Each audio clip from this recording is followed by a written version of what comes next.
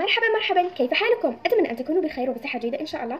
اليوم رجعت لكم فيديو جديد، وفيديو اليوم راح يكون عن اني اتبادل روتيني مع روتين صديقتي ثواب. يعني هي تعمل روتيني اليوم كامل وانا اعمل روتينها اليوم كامل، وفي نهايه اليوم كل واحده تقول رايها في روتين الاخرى. طبعا ملاحظه قبل ما نبدا الفيديو انه فيديو اليوم راح يكون فيديو عادي جدا، فلا تتحمسوا، لانه اكتشفت يعني النتيجه النهائيه بعد الفيديو انه كل البنات العربيات عندهم نفس الروتين في العطله الصيفيه حرفيا. فراح يكون فيديو اليوم يعني عادي مثل اي فيديو مر على قناتي.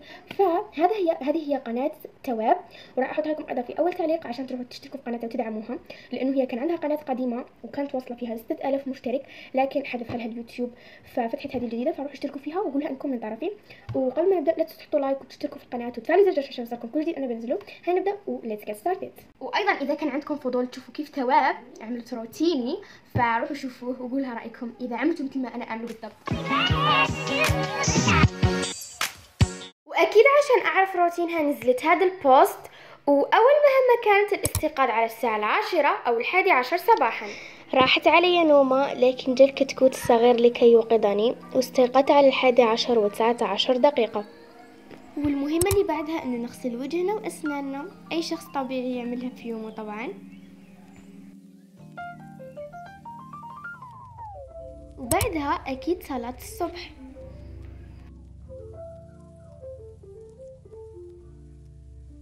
ووقت وجبة الإفطار قالت لي إنها تفطر شي خفيف، فواكه أو حليب مع معجنات مثلا، وأنا عملت حليب بالقهوة مع البان شوكو والماء البارد والكب كيك. بعدها وقت ترتيب المكان اللي نمنا فيه وننظفه. أولا فتحت النافذة،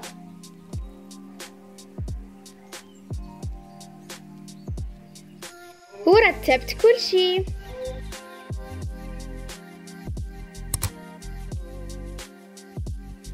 شيكت على قناتي وشفت الإشعارات والفيديوهات الجديدة. وقت وجبة الغداء قالت لي إنها تاكل أي شيء كان موجود، وماما كانت عاملة فطائر بالدجاج والخضروات والجبن، حطيت لها كاتشب من فوق وأكلتها. المهمة اللي بعدها قالت إنها تنظف الكويزينير، ولكن لقيت إنه ماما نظفتها، فقالت لي أيضا إنه مسيق فراح نروح نشطف الأرض. هنا بدأت بتشطيف الأرضية مثل ما قالت لي تماما.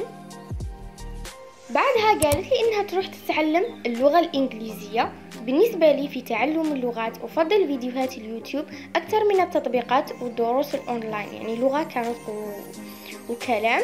فلقيت هذا الفيديو اللي عجبني جدا، يعني يجيب لك الجملة والأمثلة من برامج الكرتون والمسلسلات المشهورة بشرح جيد جدا، مثل هنا فيلم سيمبا، وعندنا هذا المسلسل. النشاط اللي بعده هي جلسة عائلية مع سناك.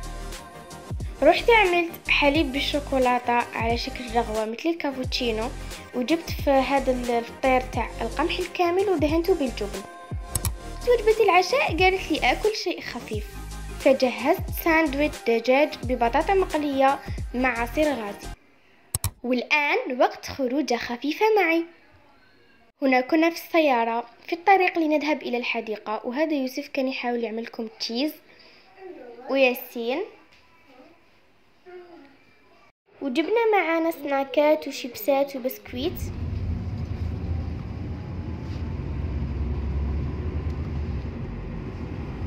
فإنه من روتين ثواب، إذا كان من روتين ثواب أنها تخرج ولا لا، ولكن جتني خروجة بالصدفة، فقلت ليش لا، قلت إذا أسوي لها فيديو وحدها أو أدخلها مع روتين ثواب. ولما شفت إنه الفيديو أساسا تبع روتين ثواب يوتيوب تنقصه روح الحماس، قلت أخذكم معي.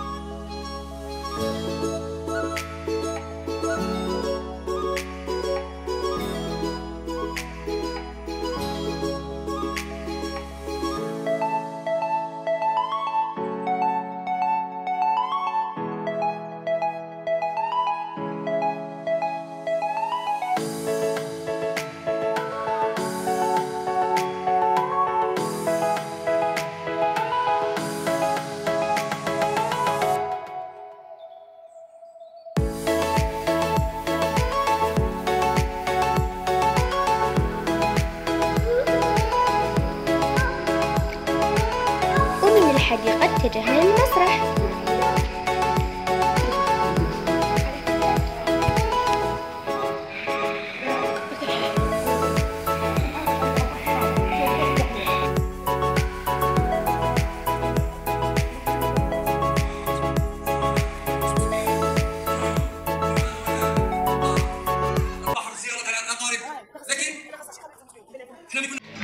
صباح نغسل وجهي نحب معلمة السمحيني ملح معلمة أنا نحب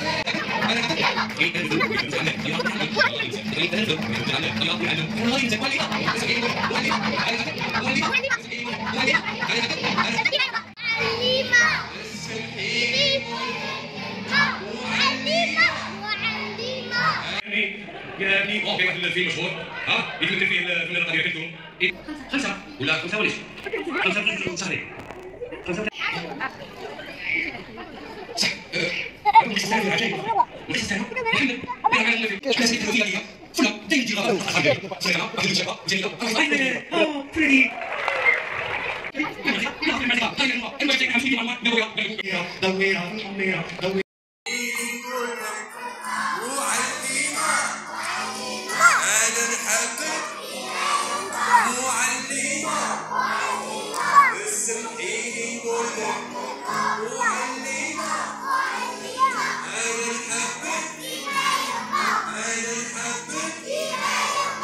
وصلنا لنهاية الفيديو، اتمنى انه عجبكم وكملتوا للاخر من دون ما تملوا منه. هذا كان يومي مع روتين تواب المحفز والجميل وخروجة خفيفة معي. إذا كنتم تريدون أن تروا كيف قضت تواب روتيني زوروا قناتها، وإلى اللقاء، باي، أحبكم.